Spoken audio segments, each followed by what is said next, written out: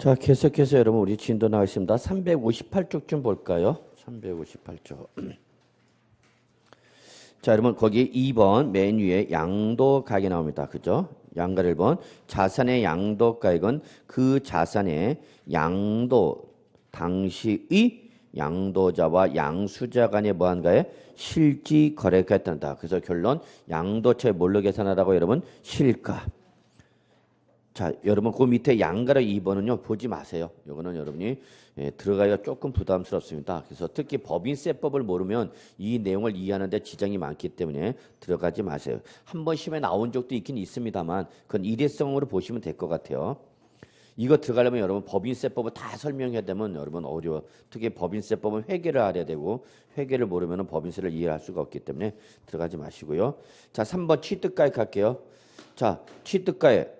자산의 취득가액은 자산의 취득에 든 뭐 해야 한다 여러분?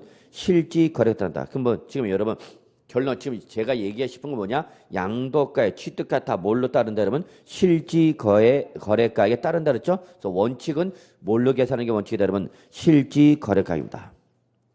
이때 양가를 이번에 읽으면 보시고요. 자, 양가를 3번이 중요한데 자, 밑줄 쳐져 있어야 됩니다. 취득 당시의 실지 거래가액을 확인할 수 없을 때 없는 경우 이거 누가 확인할 수 없는 경우를 했죠 여러분? 양도자입니다 여러분. 즉 납세 의무자가 취득 당시 매매계약서 찾으려고 봤더니 취득 당시 매매계약서를 어디다 뒀는지 찾을 수가 없어. 그러다 보니까 실질 거래가를 확인할 수 있다 없다? 없다. 그럼 이때 사용할 수 있는 방법 몇 가지 여러분? 세 가지. 우리 이거 어떻게 되죠? 매감환. 그래서 뭐가 없다? 기준시가 없다. 이거 놓치면 안 돼 여러분. 그래서 추계조사 결정 경정할 때는 뭐였지만 여러분? 매감환기였지만 예, 양도자가 취득 당시 실질 가액을 확인할 수 없을 때는 이때는 뭐다? 매감환이다 그 얘기죠. 근데 이 경우 다만 거기 취득가액을 환산가액으로 하는 경우 밑줄 취득가액을 뭐라 한다 여러분? 환산가액. 매매사례가액도 아니요 감정가액도 아니요 뭐를 환산가액으로 하는 경우죠. 환산 취득할 때. 그때는 자 그러면 취득가격을 뭐라 했다고 여러분? 환산 취득가액을 했대. 그러면 취득가액을 실가로 하면은 자본적 지출액과 양도비가 기타 필요금으로 나온다고 그랬죠? 그런데 지금 우리는 취득가를 뭐로 하지 않고 실가를 하지 않고 뭘 했으니까 환산가액을 하니까 기타 필요경비로 나올 수 있는 거는 자본적 지출액과 양도비가 아니라 뭐가 나온다 여러분? 필요경비 계산공제액이 나옵니다. 그랬죠. 필요경비 계산공제. 다시 한번 말씀드린다. 취득가격을 실가로 하지 않고 뭘 하면 매감환기로 하면 매감환기일 때는 이때는 자본적 지출액과 양도비가 기타 필요경비로 나오는 것이 아니라 뭐가 대신 나온다? 필요경비 계산공제액이 나온다. 그래서 결국 환산가격을 취득가격으로 할 때에 그 환산 취득가격과 필요경비를 계산공제한 더한 금액이 증빙서류에서 확인되는 뭐와 자본적 지출액과 뭐보다 양도비보다 얘들이 오히려 적대. 즉 예를 들어서 자 환산 취득 가격과 필요 경비 계산 공제 더한 금액을 봤더니 100이야 100. 그런데 지금 취득 가격은 확인이 안 되지만 뭐에서 자본적 지출액과 양도비가 실제 증빙서에서 확인되는 금액은 얼마냐 봤더니 여러분 120이 돼. 그러면 여러분 기껏 환산 취득가액과 필요경비 계산 공제 법에서 정한 방법에 따라서 여러분 여기 뭐 환산 취득가는 어떻게 계산한다고 그랬죠? 양도 당시 실질거래가액을 양도 당시 기준시가면 취득 당시 기준시가를 한다고 그랬죠? 그 다음에 필요경비 계산 공제 어떻게 계산한다고 그러면 취득 당시 기준시가 곱하기 양도 물건별 공제를 곱한다고 그랬죠? 앞 시간에 계산한 거. 자 그렇게 열심히 우리 잘 모르는 계산 산식에서 계산해서 나온 금액은 얼마고? 100이고 그 다음에 증빙 서류에서 확인되는 뭐 자본적 지출과 양도비는 얼마예요? 지금 확인되는 게 120. 그럼 여러분 둘 중에 어떤 걸 하는 게 더 유리한가? 이걸로 빼는 게 더 유리한 거 아니야? 네, 그래서 이렇게 결론 환산 취득가액과 거기 다만 취득가를 환산가액으로 하는 것에서 자 아래 1의 금액이 뭐예요 여러분? 취득 환산가액 환산 취득가액 필요경비 계산 공제 합계액이죠? 요 금액이 동그라미 2의 금액 밑에 뭐 자본적 지출가 양도비 합계보다 뭐하면 적으면 즉 요 환산 취득가액과 필요경비 계산 문제 합한 금액이 뭐보다 적으면 자본적 지출가 양도비보다 적으면 이때는 그 동그라미 2 뭐 자본적 지출가 양도비 금액을 뭐로 할 수 있다? 필요경비로 할 수 있다. 문구가 어렵죠? 그래서 다시 359쪽 맨 위 보세요.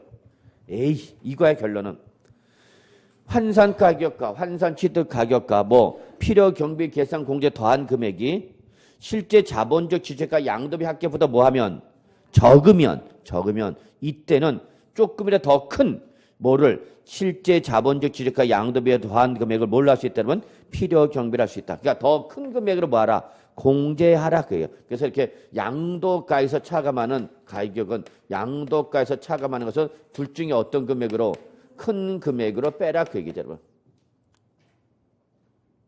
왜냐면 요 자본적 지출액과 양도비 지금 증빙서류로 확인되고 있어 안 되고 있어? 어? 자본적 지출액과 양도비 실가로 지금 확인이 되고 있다고 증빙서류에서 뭐만 확인이 안 되고 있는 거야 지금? 취득 가격이 증빙서류 확인이 안 되는 거지 자본적 지출과 양도비는 증빙서류로 확인이 되고 있다니까? 이해하셨어요?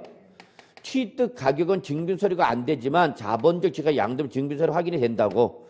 그래서 취득 가격 증빙서류 확인이 안 되니까 이거는 무슨 가격으로 했어 지금? 환산 취득 가격으로 한 거죠? 그럼 환산 취득 가격이라면 기타 필요 경비는 뭐가 나온다고요? 필요 경비 계산 공제가 나온다 그랬죠? 얘를 사용한다 못한다? 못한다. 왜? 얘는 뭐가 있고? 얘는 증빙서류가 없고. 그래서 증빙서류가 없는 뭘로 계산하는데 필요 경비 계산 공제를 했는데 이 법에 따라서 계산한 금액이 법에서 정하는 방식에 따라서 계산한 금액이 실제 거래 관계에서 발생한 뭐보다도 자본적 지출가 양도비보다 뭐하면 적으면 이 금액보다는 이 금액으로 공제받으라 그 얘기야. 그래서 결론 둘 중에 어떤 금액으로? 큰 금액으로. 그러면 이건 양도자한테 혜택을 주는가 불이익을 주는가? 혜택을 주는가? 법에 따라서 소득세 법에 따라서 계산한 금액이 실제 증빙서류에서 일부 확인되는 금액보다 어떻게 하면 얘가 적으면 이걸로 하지 말고 어떤 걸로? 큰 금액으로 공제받으라 그 얘기입니다. 이해되시나요? 네. 자 그렇게 보시고요. 자 이제 됐어요. 제일 어려운 부분 끝났어. 양도차익에서 제일 어려운 부분 끝났다. 이제 2번 실지 거래가에 따른 양도차익 계산합시다. 요거는 우리가 지난번에 했었죠? 했었잖아. 왜 모른 채 해? 네. 자 그럼 이제 우리가 갑시다. 실지 취득가액. 자, 실지 취득가액 취득에 대한 무슨 가액을 하는 거죠, 여러분? 실지 거래가에서 다음의 금액을 합한 금액을 한다고 그랬죠? 그래서 1번, 양가 1번, 자산의 취득가액은 다음의 금액. 다음의 금액이 바로 뭐죠, 여러분? 동그라미 1, 2, 3을 말하는가? 동그라미 1, 2, 3에 해당하는 금액을 말한다는 거 잊지 마시오. 그래서 다음의 금액은 바로 동그라미 1, 2, 3을 말하는 거고 이에 따른 취득원가에 상대하는 가액인데 다만 자 밑줄 합시다. 뭐는 현재 가치 할인차가 밑줄 하나. 그다음에 부가가치세법상 면세 전형 및 폐 없이 잔존 재화에 따라 납부할 부가가치세 밑줄 하나. 밑줄 몇 개 쳤어? 몇 개? 두 개야, 두 개. 현재 가치 할인차금 하나. 부가가치세법상 납부한 부가가치세 하나. 몇 개? 두 개. 얘들은 취득가격이 어떻게 그래서 포함 10벌. 여기서 포함이 더 중요해. 포함이. 아니 몰라. 이건 주어지는. 주어는 주어지면 그거를 그냥 포함할 거냐 제외할 거냐만 구분하시면 되는데 얘들은 포함이고 그러나 밑줄 쳐져 있죠. 뭐는 부당행위 계산에 따른 시가초과액은 자, 여러분 일단 부당. 좋은 놈이야 나쁜 놈이야? 나쁜 놈. 그래 이놈은 취득하기 범위에 포함하라 제외하라? 제외한다. 그래서 여러분 여기서 가장 중요한 건 지금 포함할 거냐 제외할 거냐 이게 중요한 거예요 여러분. 예. 그러면 1번 밑줄 타인으로부터 매입한 자산 이때는 무슨 가액을 여러분? 매입가액. 자 동그라미 2번 자기가 행한 건설. 자기가 행한 건설. 그럼 이거는 무슨 원가랬죠 여러분? 건설 원가. 건설 원가. 적으세요. 건설 원가. 그래서 요 제조 생산 원가보다는 건설 원가가 더 맞는 말이고 우리 부동산은 건설이죠. 제조 생산은 동산일 때 얘기하는 거니까. 그래서 자가 건설한 그걸 말하고 이때는 무슨 원가 여러분? 건설 원가. 자 동그라미 3번 쭉 나왔는데 결국 이거 3번은 뭐랬죠 여러분? 상속 또는 증여 등의 무슨 취득? 무상취득. 그래서 여러분 거기 동그라미 1, 2, 3은 이거야 여러분. 취득 유형을 말하는 거야 여러분. 동그라미 1, 2, 3을 뭐로 말한다 여러분? 취득 유형. 어떠한 취득이냐 그 얘기죠. 그래서 타인으로부터 매입했다. 이게 가장 일반적인 뭐죠 여러분? 유상승계 취득이죠. 그럼 그때는 무슨 가격을 여러분? 매입가액. 이거를 기본으로 하는 거죠. 매입가액을 과표로 하라. 2번 말이 길은데 결론. 요거는 2번은 뭐로 말한다 여러분? 자가건설. 이거 건물을 뭐 한 거라 했죠 여러분? 신축. 건물 신축한 거니까 이거는 뭐야 여러분? 건설원가. 그래서 3번 문구를 보면 어려워. 그래서 그냥 이걸 무슨 취득 여러분? 무상취득. 상속이나 증여 등의 무상취득일 때. 이때는 뭐 여러분? 취득 당시 시가. 여기에다가 기본적으로 이제 공통적으로 발생하는 뭐 여러분? 취득세 등 기타 부대 비용을 어떻게 하라 여러분? 더해줘라 그 얘기죠.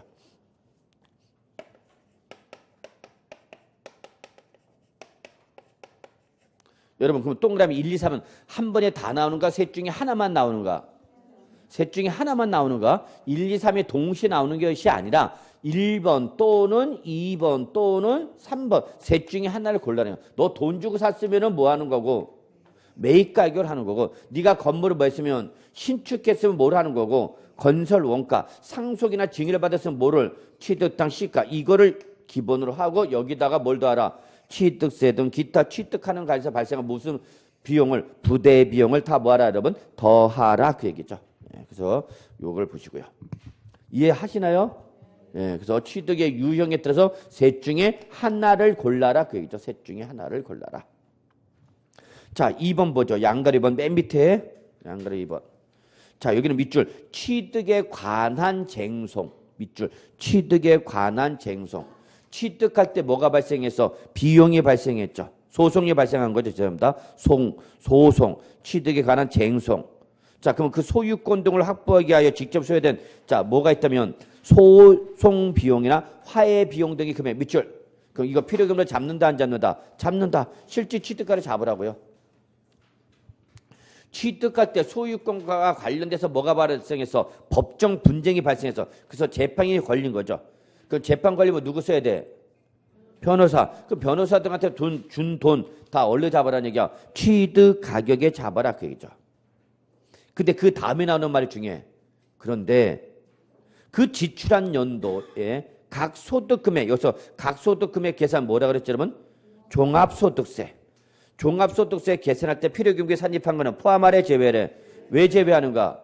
이중공제 방지죠. 필요경비는 양날에 걸칠 수 있어 없어? 없어. 종합소득세 계산할 때 필요경비를 잡았으면 양도소득세 계산할 때 필요경비를 잡을 수 있어 없어? 없어. 무슨 공제 방지 여러분? 이중공제 방지 잊지 말라고 그랬어요. 자, 그 다음에 3번 당사자 약정에 따른 대금 지급 방법에 따라 뭐를 더했어요 여러분? 원가에 뭐를? 이자를 더해서 거래가를 확정했대. 거기 써져 있어. 원가에 이자를 더해서 거래가를 확정했대. 그럼 그때는 해당 이자 상당히 포함해야 돼? 제외해야 돼? 여러분? 포함해야 되겠죠. 당사자 간에 그렇게 약정했잖아. 원가에다 뭘 더해서 이자를 더한 금액을 매매계약서 썼단 얘기야. 그럼 그때 이자는 포함해야 되는가? 제외해야 되는가? 포함해야 된다고. 다만 당초 약정했다는 거래가액의 밑줄 여러분 뭐라 됐죠 여러분? 지급기일 지연이죠. 지급기일 지연으로 인하여 추가로 발생하는 이자 상당히 이게 뭐랬죠 여러분? 연체료. 연체료는 포함하라 제외라. 제외하라 그죠. 제외하라. 자 그리고 양가로 4번과 양가로 5번 묶으시고요. 얘들은 둘 다 뭐냐? 이중공제 방지입니다. 이중공제 방지니까 얘들은 다 마지막 취득가에서 어떻게 한다 여러분? 4번도 공제한다. 5번도 취득가에서 어떻게 한다? 공제한다. 그래서 둘 다 공제하는 거죠. 취득가격은 필요 경비를 잡았는데 취득가격이라는 필요 경비를 잡았는데 이미 종합소득세 계획 필요 경비를 산입한 금액은 무슨 공제가 돼 보니까 이중 공제가 되니까 그걸 방지해서 취득가격에서 어떻게 하라고 여러분? 빼내라. 왜 빼내야 되는가? 이중 공제가 되는 걸 방지하는 거죠. 그래서 여러분 양가로 4번 보죠. 현재 가치 할인 차금을 취득 원가에 포함했대. 자, 우리 아까 현재 가치 할인 차금 원가에 포함하라고 그랬죠. 현재 가치 할인차감은 부가가치세법에 납부한 면세전형 또는 예, 에 따라서 납부한 부가가치세는 포함, 부당이상 부인에 따른 시가총은 제외했잖아. 그래서 지금 현재 가치 할인차 취득가액이 어떻게 해서 포함했어. 그런데 문제는 그 자산을 뭐하는 과정에서 양도 자산에 모의하는 과정에서 보유 기간 중 현재 가치 할인 차감 상계액을 각 연도 뭘 계산할 때 밑줄 사업소득 금액 했을 때 필요경비를 어떻게 했대? 그러면 산입했대. 그럼 종합소득세 계산할 때 필요를 잡았으니까 무슨 공제가 돼버려? 이중공제가 되니까. 그러면 되니까 안 되니까? 안 되니까 그때는 그 현재 가치 할인 차감 상계액을 어떻게 하라? 취득가에서 어떻게 하라고요? 공제하라. 빼내라. 안 빼내면 무슨 공제가 돼? 이중공제가 되니까. 자, 양가로 5번. 필요경비를 계산할 때 양도자산 보유한의 자산에 대한 자 밑줄 감가상각비 밑줄 감가상각비. 아까 양가로 4번은 현재가치 할인 차감 상각이고 5번은 감가상각비야. 근데 이놈을 각 과세기간 뭘 계산할 때 사업소득 금액 계산할 때 어떻게 할 때 여러분 필요경비에 산입할 때 그러면 이미 취득원가 필요경비를 잡았는데 그 감가상각비를 또 어디에 잡아버리면 사업소득 금액 계산 때 필요를 잡으면 무슨 공제가 되니까? 이중공제가 되니까 그 금액은 취득가에서 어떻게 하라? 빼내라. 그죠? 그래서 취득금액에서 뭐한가? 공제한 금액을 취득가로 하라. 결론. 취득가에서 어떻게 하라? 공제하라. 왜 공제하는 거야, 여러분? 이중공제 방제. 자, 여러분. 4번과 5번은 이미 양도소득세 계산할 때 뭐를 잡아놨는데 취득가액에는 필요를 잡았는데 그 중에서 현재 가치 할인 차감 상각이나 감가상각비를 뭘 계산할 때 사업소득 금액 즉 종합소득세 계산 때 필요비를 어떻게 하면 산입하면 무슨 공제가 되니까 이중공제가 되니까 그 종합소득 금액 계산할 때 산입할 금액은 취득가에서 어떻게 하라 빼내라 그 얘기입니다. 이해하셨나요? 예. 이해 안 되면 그냥 어떻게 하냐 빼내래. 무슨 공제 안 된다고? 이중공제 안 된다고. 그래서 이해가 안 되면 무리하지 마. 그거 안 되는 거 억지로 무슨 일인지 못 알아듣겠다. 원래 못 알아듣는 거야. 예. 그러니까 그냥 어떻게 하라고 그냥 빼내라. 그렇게 생각하세요. 그리고 또 나중에 좀 하다 보면 또 알게 돼. 그래서 맨 처음 공부하다가 이해가 안 되는 부분이 있어 너무 이해 안 되는 거 집착해서 거기만 신경 쓰면 진도 나가 못 나가? 못 나가. 그거 하나 때문에 전체를 다 깨먹을 수는 없는 거야. 그 모르는 부분은 일단 체킹해두고 넘어가세요. 그것도 요령이야. 어차피 한 번 듣고 다 외울 수는 알 수는 없잖아요, 여러분.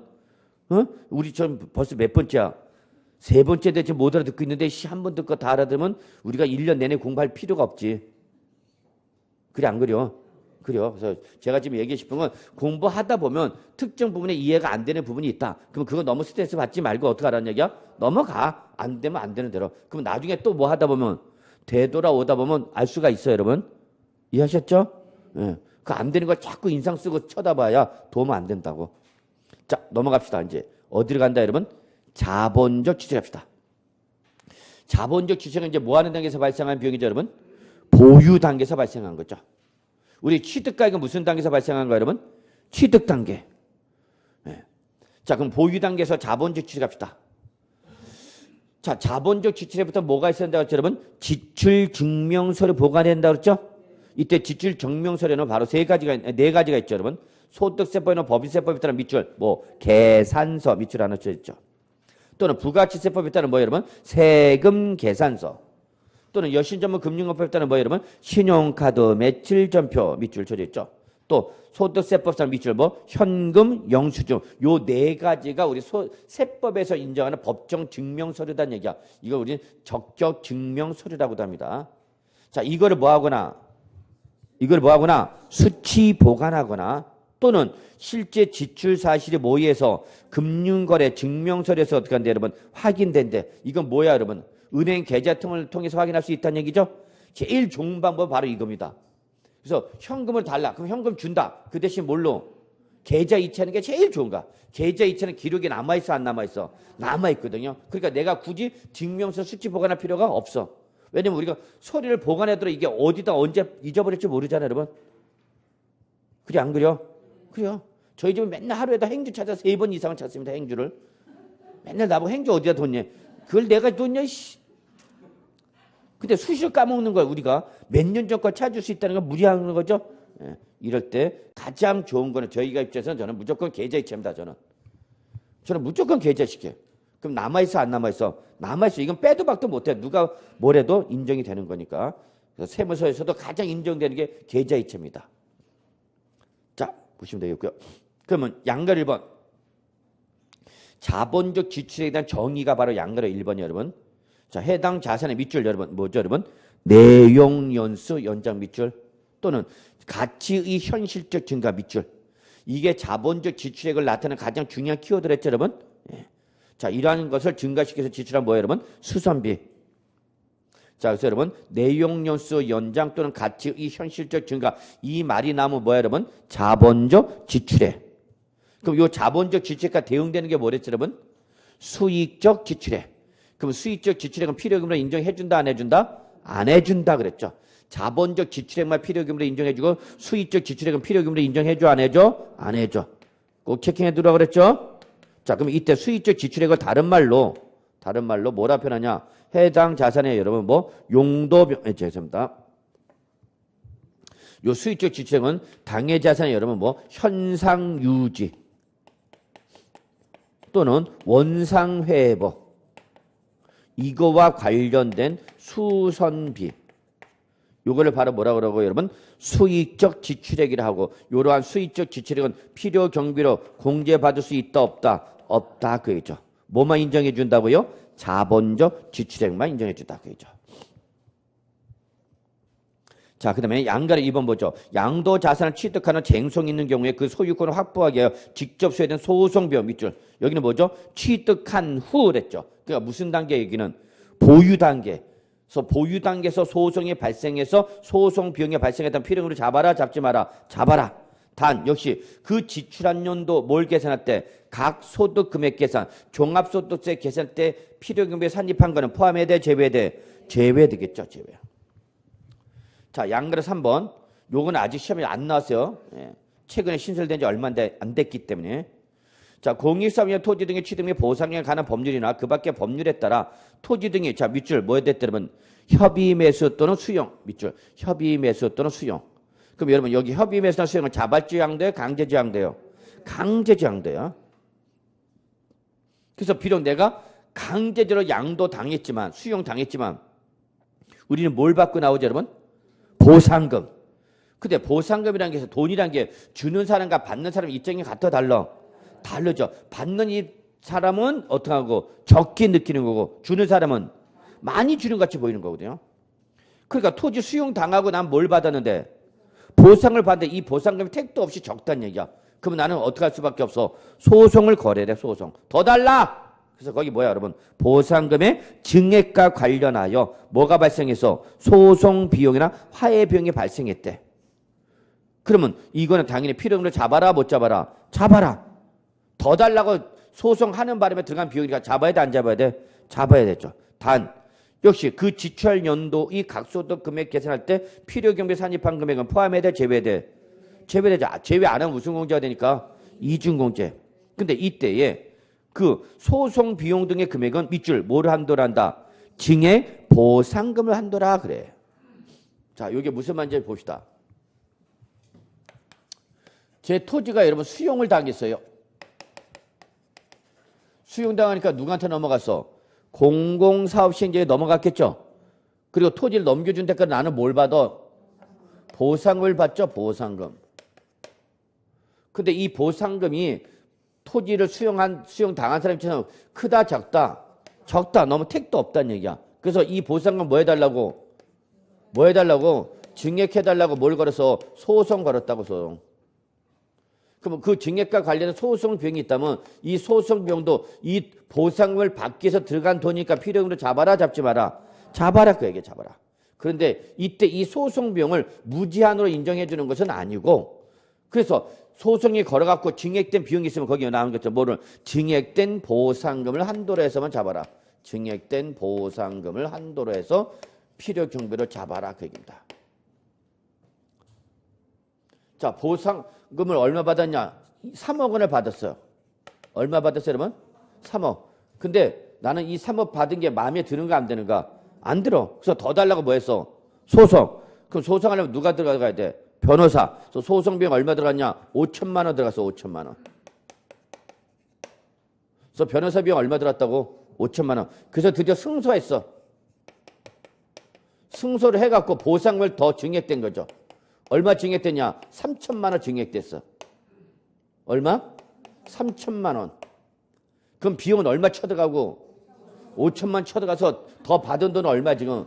3천만 원이란 얘기야. 승소는 맞죠? 그럼 이때 필요 경우를 잡을 수 있는 금액은 얼마란 얘기야?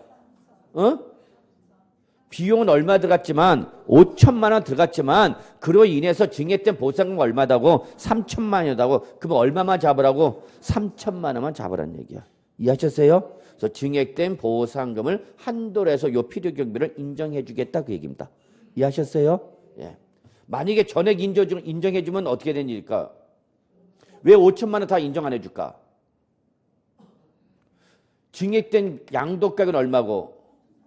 이게 이제 양도가액이 되는 거죠? 그래서 얼마 양도를 보니까 3억 3천만 원. 그죠? 당초 양도가액 얼마였지만 3억이죠. 그래서 얼마 더 받아서 3천만 원. 그러면 얼마 받은가 총 3억 3천만 원에 뭐 한 걸로 보는가? 판 거로 들어가죠. 그리고 이때 비용으로 잡는 게 추가되는 게 얼마예요, 여러분? 5천만 원. 그럼 증액된 건 얼마인데? 3천만 원 증액된 비용은 얼마? 5천. 그럼 마이너스 얼마 발생해? 2천만 원이 양도책이 어떻게 돼? 줄어들겠죠? 더 잡은 양도가는 얼마인데 3천만 원인데 더 잡는 비용은 얼마야? 5천만 원. 그럼 오히려 비용이 더 크잖아. 그럼 과세관청은 양도책이 뭐가 되는 걸?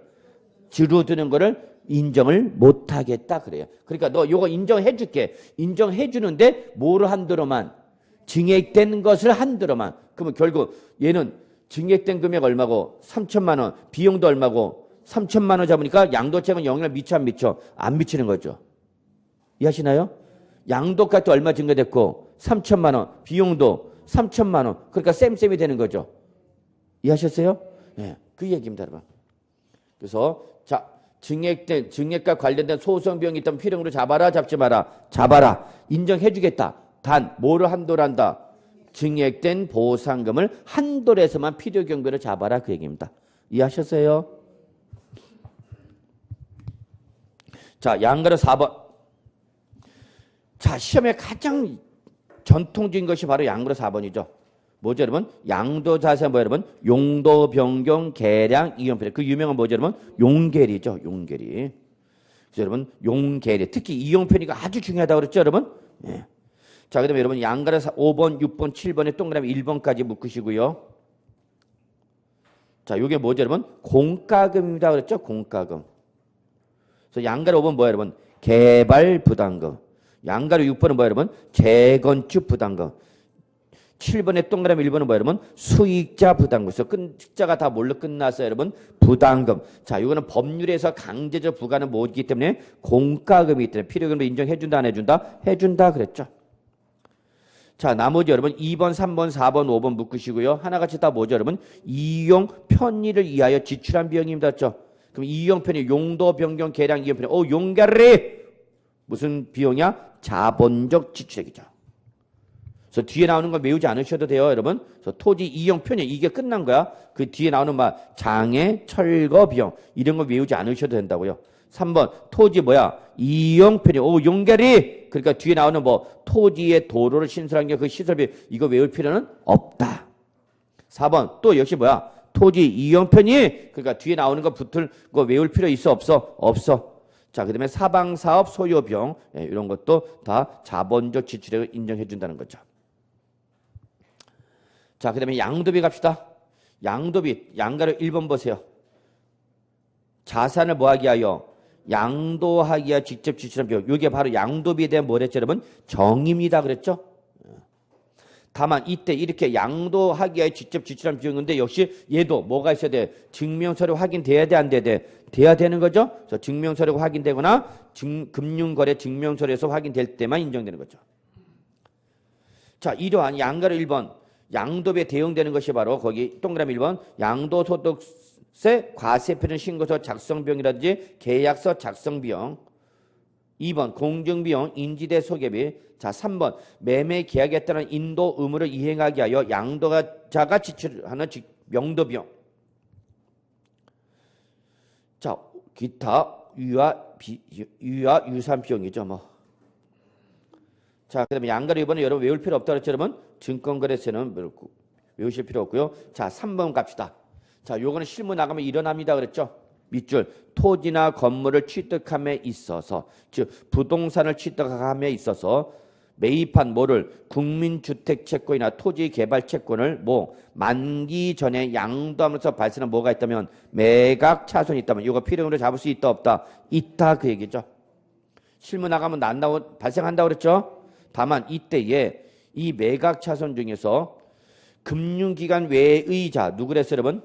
법무사한테 양도했을 경우는 그때는 그 동일한 날에 누구한테 팔았다고 가정했을 때 은행이나 증권회사라는 금융기관에 양도하였을 경우에 발생하는 뭐를 매각 차손을 한도로 해서만 필요경비로 인정해준다. 이렇게 보시면 되죠.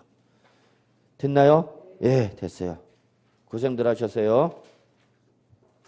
자, 그 다음에 362조 여러분 4번 실직 거래가의 특례 여기 또 들어가지 말라고 그랬죠? 예, 저는 뭐 나올 가능성은 없다고 봅니다. 또 나와봐야 맞출 수 있는 부분이 못 됩니다. 예, 실제 시험에는 여러분 양가로 4번이 시험에 나온 적이 있습니다. 양가로 4번. 역시 이건 뭐와 연결되는 거냐? 법인세법과 연결돼야 됩니다. 예, 그래서 이건 출전이 맞추게 하려고 낸 거야? 못 맞추게 하려고 낸 거야? 못 맞추게 하고 낸 거예요, 여러분. 이런 걸 하겠다. 그러면 차라리 공인회계사나 세무사 공부하는 게 더 낫습니다. 자, 그 다음에 다음 페이지 365조 이제 뭐가 나오죠 여러분? 기준시가에 따른 양도차이. 그거 뭐 다 그냥 계산 심만 누르면 살짝 보세요. 그래서 기준시가에 양도차이는 어떻게 하냐? 양도 당시 뭐해서 기준시가에서 뭘 빼라고 여러분? 취득 당시 기준시가. 그러면 지금 취득가격이 실제 취득가격이 아니라 뭐가 나왔으니까 기준시가가 나왔죠. 매감 한계가 나면 자본적 지출세가 양도비가 나오는 게 아니라 뭐가 나온다? 필요경비 계산공제액이 나온다 그랬죠? 이때 필요경비 계산공제는 어떻게 계산하라고요? 취득 당시 기준시가 곱하기 뭐야? 양도 물건별 즉 자산별 공제율인데 이때 공제율 그 밑에 나와 있죠? 박스에. 예, 이걸 저는 어떻게 외운가? 아까 우리 37 짓고 하나 이렇게 외웠던 거죠. 그래서 부동산인 토지와 건물은 몇 프로? 3%. 다 미등 양도는 0.3, 10분의 1로 줄어든 거죠. 그 다음에 지상권, 전세권, 임차권 몇 프로? 7%. 나머지 쉘이 뭐라 갖고 몇 프로였냐? 무조건 1%. 해주는 것도 아니고 안 해주는 것도 아닌 몇 프로? 1%만 해주는 거죠. 이해하셨나요? 예. 자, 그래서 넘어가요, 나머지는. 자, 그럼 이제 어디로 오냐? 370조입니다. 370조. 자, 370조 오시면 여러분 거기 양도소득금액 과세표준과 양도소득금액과 과세표준 나와 있죠? 자, 우리 여태 계산한 게 뭐였죠, 여러분? 양도차익이었죠? 그래서 양도가액에서 취득가액, 기타 필요경비 등을 뭐 한 거예요, 여러분? 빼서 뭐가 나온 거예요, 여러분? 양도차익이 나온 거죠. 이 양도소득세 계산에서 제일 중요한 게 뭐랬어요, 여러분? 양도차익입니다, 그렇죠? 다시 한번 말하지만 양도차익이 제일 중요합니다. 별표 3개. 자, 이제 양도차익이 빼면 여기서 이제 뭘 빼라고 여러분? 장기 보유 특별 공제 차감하는 거죠. 자, 그래서 나온 금액이 뭐예요, 여러분? 양도소득 금액이 되는 거죠. 양도소득 금액. 그래서 여러분 양도차익이 나면 그 다음에 뭐 빼라고요? 장기 보유 특별 공제 차감하는 거죠. 그래서 나온 금액을 뭘 한다고요? 양도소득 금액이라는 거죠. 자, 양도소득 금액이 나오면 여기서 이제 뭘 빼야 돼, 여러분? 양도소득 무슨 공제, 여러분? 기본공제 빼야 되죠. 기본공제. 자, 그래서 나온 금액이 바로 뭐죠, 여러분? 양도소득 과세표준이죠. 그래서 여러분 우리가 어떻게 외우고 있죠? 차장금기 과세산 이렇게 외우죠. 여기 다 보이고 있죠, 여러분? 예. 자, 그럼 이때 요 장기보유 특별공제 여러분 별표 3개짜리죠. 예, 저는 충분히 역시 양도차익과 함께 장기보유 특별공제는 개별 문제 출제 가능하다라고 봅니다. 예. 지금 상당히 논란거리가 되기도 하고 있는 부분이 바로 요 장기보유 특별공제입니다.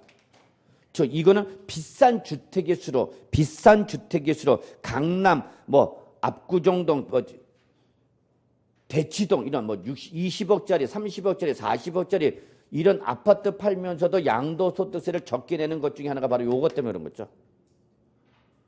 그래서 이렇게 큰 금액일수록 주택 가액이 크면 클수록 공제 혜택이 더 많아지는 거죠. 금액이 크니까 공제하는 금액도 크죠. 그래서 서민주택은 금액 자체가 뭐하니까 적으니까 공제되는 금액도 어떻게 돼? 작아지는 거죠. 그래서 이게 좀 문제가 있다. 좀 논란거리가 되고 있어요. 자, 그래서 어쨌거나 장기부의 특별공제 첫째 뭐가 하고 여러분? 공제 대상. 그 다음에 뭐죠 여러분? 공제 금액. 구분해서 정리하십시오라고 했죠 여러분? 예. 역시 저는 공제 금액이 더 중요하다 봅니다. 세법은 이거야. 얼마, 그래서 결론 얼마에 주란 얘기야. 이걸 못하면 세법은 못하는 거죠 뭐. 역시 그렇지만 공제 대상도 중요하죠. 이제 이런 걸 전문적으로 계산하는 사람들이 누가요? 여러분? 세무사. 예. 그래서 우리 공인중개사는 세무사가 따로 있으니까 여러분들 이렇게 전문적으로 계산하는 금액을 물어보고 안 물어보고 안 물어보죠. 그냥 계산 문제 몇 문제 정도만 나오냐? 한 문제 정도 나와. 그러니까 너무 계산 문제 이해가 되면 이해되는데 넘어가고 이해가 안 된다라도 스트레스 받지 말란 말이야. 그래봐야 계산 문제 몇 문제 나오니까 하나 그것 때문에 떨어지지는 않아. 이미 민경에서 떨어졌지. 꼭 떨어진 건 민경에서 떨어져놓고 세법 갖고 어쩌니 저쩌니 인상 쓰고 있고 있냐. 그러면 돼? 안 돼? 안 돼. 이미 떨어진 거 어디서 떨어진가?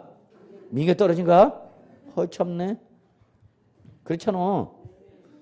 빠지게 공부는 거기서 해놓고 세법은 공부도 안 해놓고 와서 점수 안 나왔네요. 그러고 있어요. 묻어버리는 거야 그냥 그러면. 했는데도 안 오면 그때 저한테 얘기하세요. 자 갑시다. 공제 대상과 공제 어디가 더 중요해 여러분? 공제 금액이 더 중요해. 근데 공제 대상도 만만치 않죠. 출전 입장에서 문제 내기가 쉽죠. 자, 두 가지가 있네요 여러분. 공제 대상은 첫째 뭐죠? 토지나 건물. 이게 제일 중요하죠. 얘는 무슨 공제니까 여러분? 특별 공제 아니야. 특별 공제. 그러니까 아무한테나 안 해줘. 그래서 얘는 뭘 양도했는지 물어서 반드시 뭘 양도했을 때만 여러분 토지나 건물이나 뭘 양도했을 때만 부동산을 양도했을 때만 공제 주는 거죠. 왜? 특별 공제니까. 근데 조건이 하나가 더 있죠 여러분? 앞에 뭐라고 써있어요 여러분? 장기 보유. 그러면 부동산 중에서도 몇 년 이상을 보유한 사람만 3년 이상을 보유한 경우만 받는 거죠. 그래서 요 두 가지 조건을 모두 충족해야 되는 거죠. 예. 자, 그런데 이때 이 두 가지 조건을 모두 충족했는데도 안 해주는 경우가 있대. 세법은 이래서 더러워. 하여튼 뭘 하나 심플하게 정리를 안 하고 꼭 뭐 하면 또 뭐가 나와요 이게. 예외가 꼭 나와 아주. 짜증나 안 나? 나죠. 저도 그래요. 세법을 전문으로 한다 하더라도 하도 원칙과 예외가 많아갖고요. 뭘 설명하려면 여러분이 벌써 인상이 이렇게 쪄졌어. 아이씨. 그럼 그걸 보면서 설명하려니 얼마나 마음이 아프겠어.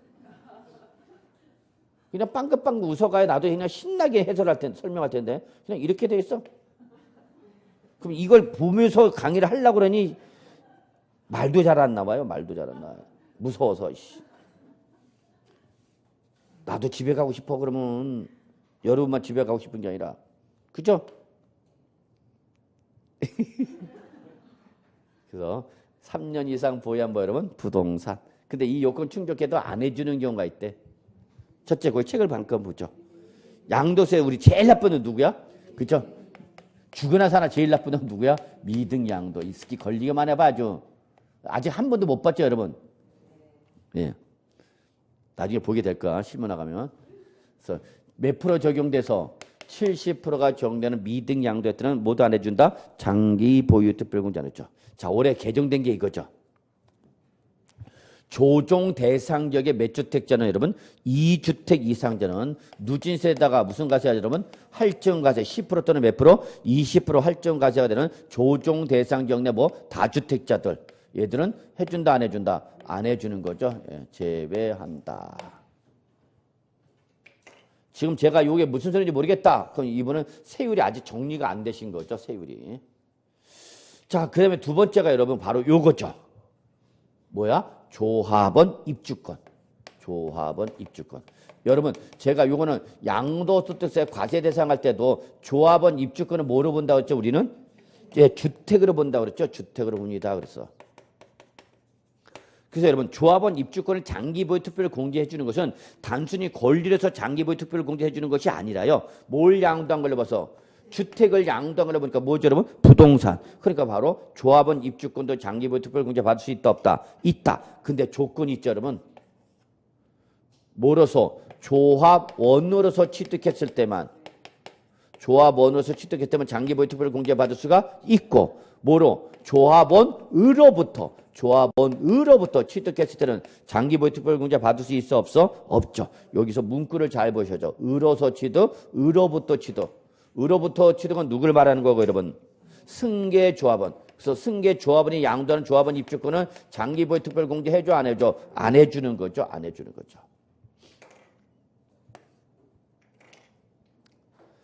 반면에 조합원으로서 취득했대.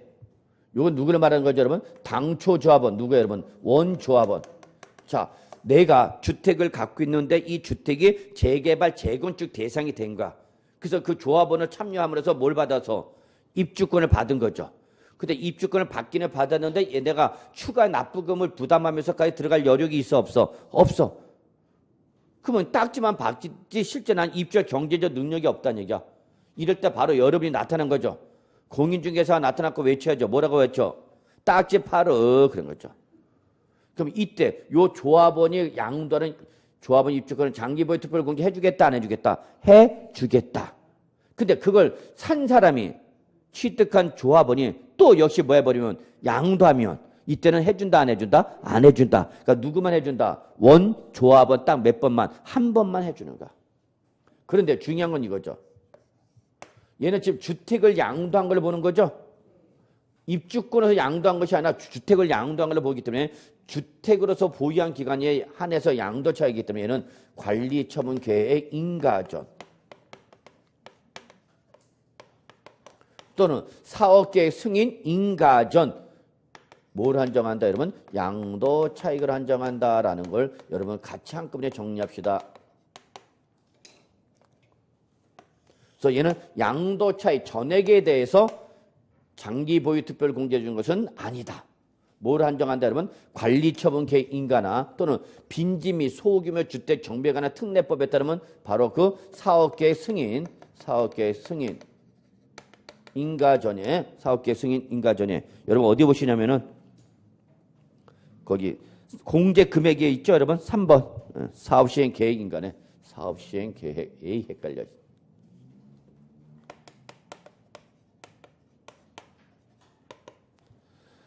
자, 여기까지 한꺼번에 좀 정리해 주시기 바랍니다. 그래서 여러분 조합원 입주권 나무 요거 꼭 확인하셔야 돼요. 조합원으로서 취득한 건지 조합원으로부터 취득한 건지 확인하세요. 예. 자, 그럼 얼마 해줄 거냐? 공제 금액 합시다.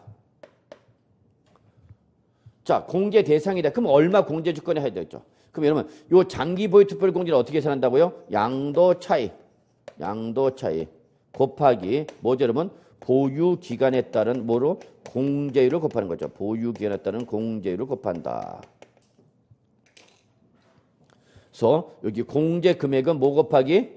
양도 차익 곱하기 뭐야 여러분? 보유 기간별 공제율이죠. 공제율. 여러분 첫째 주의사항 항상 장기 보유 특별 공제는 위에 계산된 게 뭐죠? 양도 차익이죠. 그래서 여러분 항상 장기 보유 특별 공제는 뭐를 기준한다? 양도 차익을 기준합니다. 여기다가 이제 보유 기간에 따라 뭘 곱하는 거 여러분? 공제율을 곱하는 거죠. 공제율.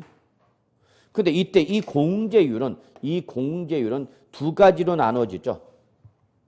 일반적인 경우, 즉 원칙적인 경우 또는 뭐일 때 한해서만 여러분 1세대 1주택인 경우 한해 이렇게 두 가지로 나눠야 되죠. 그래서 이게 원칙이고요. 일반적인 경우가 그리고 1세대 1주택인 경우가 뭐예요 여러분? 예외죠. 그러면 일반적인 경우는 여러분 보유연수 여기 올해 개정된 거죠. 1년당 작년까지는 몇 프로였냐면 3%였던 것이 올해부터는 몇 프로로? 2%로 바뀌었죠. 여러분 2%. 요거 외우셔야 돼요. 2%. 작년까지는 1년당 3%였는데 올해부터는 요 공제를 낮췄어. 그리고 기간을 길게 뽑겠다는 얘기야. 그 보유연수 곱하기 2%. 그런데 얘는 무제한으로 가는 것은 아니고 몇 프로 한도를 한다고 여러분? 30%로 한도라는 거죠. 30%. 그러면 요 2%로 해갖고 30%까지 받으면 여기 몇 년이 되는 거예요, 여러분? 15년이죠. 그럼 17년, 18년, 20년, 25년을 보였더라도 어디서 묶어버리겠다는 얘기야? 15년. 지금 몇 프로에서 묶어버린가? 30%에서 묶어버린 거죠. 근데 1세대 1주택일 때는 그럼 우리 1세대 1주택은 원래 뭘 받아야 되는 거야 지금? 비과세를 받아야 되는 거죠? 1세대 1주택 3년 이상 벌써 기본적으로 무슨 대상인데 비과세된다. 얘는 비과세 받았어 못 받았어? 못 받았죠. 불쌍한 놈이잖아. 남들 비과세 받을 때 얘는 못 받았다는 얘기야. 그러면 너는 따로 해줄게. 보유 년수 곱하기 1년당 몇 프로 여러분? 8%죠. 이게 엄청나게 무서운 거죠. 여러분이 실무 나갔을 때 고가주택을 양도하는 사람일수록 무슨 요건 충족하고 비과세 요건 충족하고 그리고 최대 몇 년 이상? 10년 이상을 보유하고 양도하게 만들어야 돼. 그럼 최대 몇 프로까지? 80%까지 양도책에 80%를 빼주는 거야. 엄청난 거야 이거는 여러분. 양도책에 80% 공제해 주는 거야. 그럼 양도세 과세하는 거 안 하는 거야? 안 하는 거야. 똑같은 효과. 20%인데 뭐 100%에서 80% 빼주고 20%만 때리겠다는 얘기 여러분. 엄청난 혜택을 받는 거야 이거. 그러니까 강남의 압구정동 뭐 타워팰레스 뭐 몇십억짜리 주택을 1세대 1주택 몇 년만 보유해야 한다면 10년 보유해야 한다면 무조건 양도책이 몇 프로까지 가는가? 80%까지 가는 거야. 80%. 100에서 80 빼고 나머지 20만 갖고 가져야겠다니까 얼마만 세금을 엄청 주는 거죠. 그래서 강남에 고가 주택에 있어 무슨 요건 충족하고 비과세 요건 충족하고 몇 년 이상 보유하고 양도돼? 10년 이상. 안 그러면 아직 나는 거 양도소세 여러분. 자 보셔야죠. 근데 올해는 여러분 시험과는 관련이 없지만 내년에 중요한 규정이 있어요 여러분. 요거를 이제 내년부터 양도할 때는 2010년부터 양도할 때는 2년 이상 거주했을 때만 2년 이상 뭐 했을 때만 거주한 사람에 한해서만 해주겠다라는 게 이제 입법 예고돼서 개정됐어. 그 실무에서 지금 무슨 문제냐? 2년 이상 거주를 못한 사람이 문제죠. 거주한 사람 상관없어. 그런데 거주를 못한 사람 지금 의사결정해야 돼. 지금이라도 들어가서 살 거냐? 아니면 지금이라도 팔 거냐? 지금이라도 팔면 몇 프로까지 건지는데 80%까지 공제를 받을 수 있는데 이걸 내년에 양도하면 몇 프로밖에 공제를 못 받아? 30%. 그러니까 몇 프로가 줄어? 50% 주는 거죠. 엄청나죠. 양도책이 반이 줄어드는 거야. 공제받을 수 있는 금액이 반이 줄어드는 거죠. 그래서 지금 실무에서는 이거 공인중개사 현업에 계신 분들이 이 질문을 많이 받아. 근데 이거 와서 물어봤더니 그게 뭔데요? 아니 1세대 1주택 뭐 80% 공제하는 게 뭐 2년 이상 거주에만 이제 해준다면서요. 잠깐만요. 그리고 어디다 전화 걸어?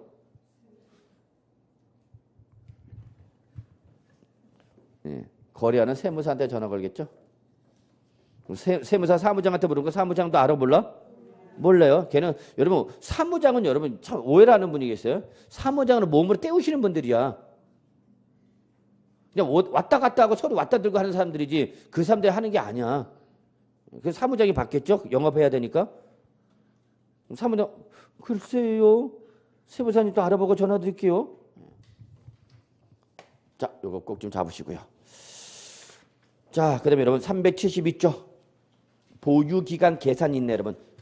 자, 여러분 양가로 1번 원칙 적으시고요. 원칙. 자, 우리 몇 년 이상 보여야 된다고 했죠 여러분? 3년 이상. 그럼 요 보유기간 어떻게 따질 거냐 그 얘기 여러분. 그래서 여러분 거기 양가로 1번 앞에다 적어놔 여러분. 원칙. 그다음에 여러분 양가로 2, 3, 4 묶어놓고요. 예외. 그럼 제가 굳이 왜 이렇게 물어보냐면 얘기를 하냐면 시험에서 출전이 원칙을 물어보는지 예외를 물어보는지 그걸 빨리 파악해야 되는 거야 여러분. 근데 여러분 문제 풀다 보면 급하니까 원칙인지 예외인지 확인도 안 하고 무조건 대답합니다. 그리고 문제를 이따로 냈냐고 그래 맨날. 자, 자산의 보유기간. 당해 자산을 뭐 한다부터 여러분 취득한 날부터 언제까지 여러분 양도할. 이게 원칙이야. 대원칙이야. 그런데 이제 시험에 많이 난 게 양가로 2번이죠. 자, 무슨 규정을 정하면 증여받은 자산이란 2월 과세 규정, 즉 증여 2월 과세 규정을 정할 때는 항상 언제랬죠 여러분? 증여자의 당초 취득을 한다 그랬죠? 밑줄 증여한 배우자나 직계준비석의 당초 취득을 하는 거죠. 양가로 3번은 저는 시험에 나올 가능성이 없다고 봐요. 왜냐? 우린 상속세를 안 하기 때문에. 그래서 상속세에 따라서 가업 상속 공제가 적용된 비율에 해당하는 자산이다. 이것도 우리 아까 제가 했었어요 여러분 사실은. 어? 1교시 때 상속과 상속의 원칙과 예외, 증여일 때 원칙과 예외 그림 그리면서 다 했잖아. 그거야. 이것 때문에 한 거야. 그 그림을 한 게. 그래서 가업상속 공제가 적용된 자세 때는 언제부터 취득한 걸로 봐라. 밑줄 피상속인의 해당 자산을 취득한 날부터. 자, 저는 4번을 더 중시합니다. 얘는 아직 안 나왔어. 아니, 안 나온 게 아니라 2번보다는 더 중요하죠.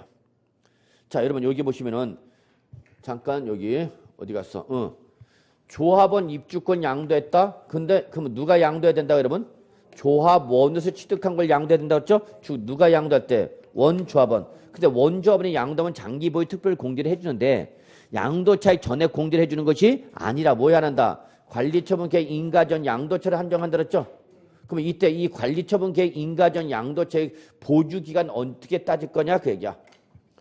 그러면 우리 이거 입주권 뭐로 본다고 그랬으면 주택. 그래서 여러분 거기에 밑줄 어떤 거 기존 건물과 토지를 뭐 한 날부터 취득한 날부터 즉 주택을 취득한 날부터 언제까지 여러분 요거 끌고 와. 관리처분 계획 인가일. 관리처분 계획 인가일까지를 말하죠.